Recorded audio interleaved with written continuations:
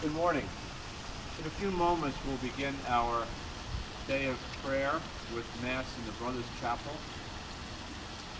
As you know, we canceled our day of giving, which was originally scheduled for today, and instead we're going to have a day of prayer. A day of prayer to unite in heart and mind with all of our Kellenberg families during this time of the coronavirus pandemic.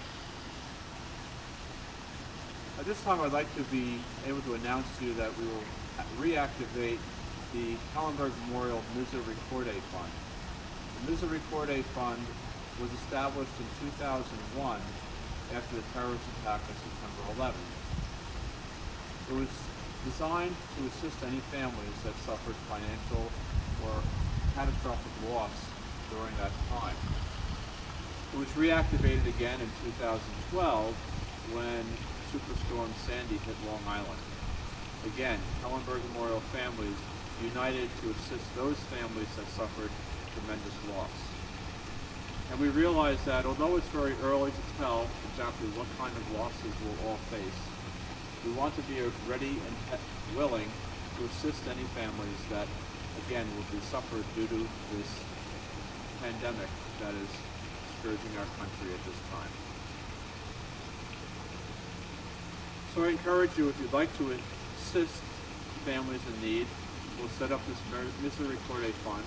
And if you'd like to donate to it, you can write a check to Kellenberg Memorial with the notation Misericordiae Fund, or you can go online to our website and follow the directions through our website.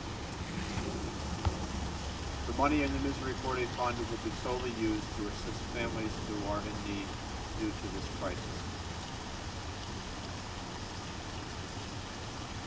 For our day of prayer today, we have outlined a series of scheduled events. However, I encourage all the students, parents, alumni to take the opportunity to reflect and to think about and to pray about what's going on and how we can respond to this crisis. The schedule for the day will be as follows. At 9 o'clock, we'll be celebrating the Mass of the Annunciation in the Brothers Chapel. At 12 p.m., the Angelus will be recited, and adoration will be recorded in the Marianist Brothers Chapel. At 3 o'clock, Mr. Finn and Mr. Basil from the Ark will be sharing the Stations of the Cross.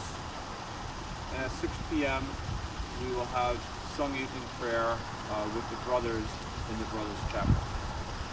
Throughout the day, there will be opportunities for blessings and prayers from graduates, Father Michael Clona, Father Matthew McDonald, Father Jeff Yildirimaz, and Father Matt Brown. So stay tuned during the day and join us through our website.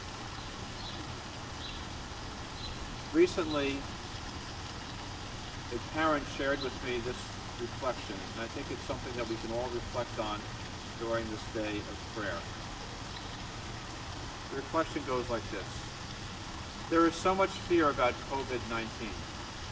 And what if we subscribe to the philosophy that life is always working out for us, that there is an intelligence far greater than humans at work, that all is interconnected? What if the virus is here to help us, to reset, to remember what is truly important? Reconnecting with family and community, reducing travel so that the environment, the skies, the air, our lungs all get a break. Parts of China are seeing blue sky and clouds for the first time in forever with the factories being shut down. Working from home rather than commuting to work, less pollution, more personal time. Reconnecting with family as there is more at home. An invitation to turn inwards. A deep meditation, rather than the usual extroverted going out to self-soothe. To reconnect with self. What is really important to me? A reset economically. The working poor. The lack of health care access for over 30 million in the United States. The need for paid sick leave. How hard does one need to work to be able to live, to have a life outside of work? And washing our hands. How did that become a new thing that we needed to remember? But yes, we did. The presence of grace for all. There is a shift underway in our society. What if it is one that is favorable for us? What if this virus is an ally in our evolution, in our remembrance of what it means to be connected, humane, living a simpler life, to be less impactful, more kind to our environment?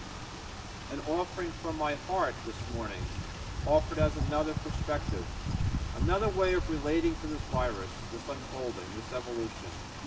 It was time for a change. We all knew that, and change has arrived. What if? So let's take this time today to reflect, to pray, and to remind ourselves that we are here by the grace of God. At the beginning of this Lenten season, on Ash Wednesday, I made it a point to say, this Lent I'm going to try to live more in the moment, to be more aware, and to be more grateful for the graces of God's intervention in my life.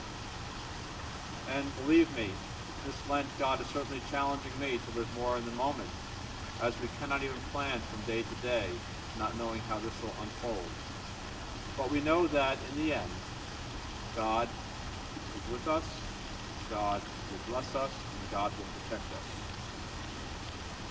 So we don't really have any plans that we can make for a long range, except we know the old saying, if you want to make God laugh, tell him your plans. Or in the words of the Scottish poet Robert Burns, best laid plans of mice and men often go awry.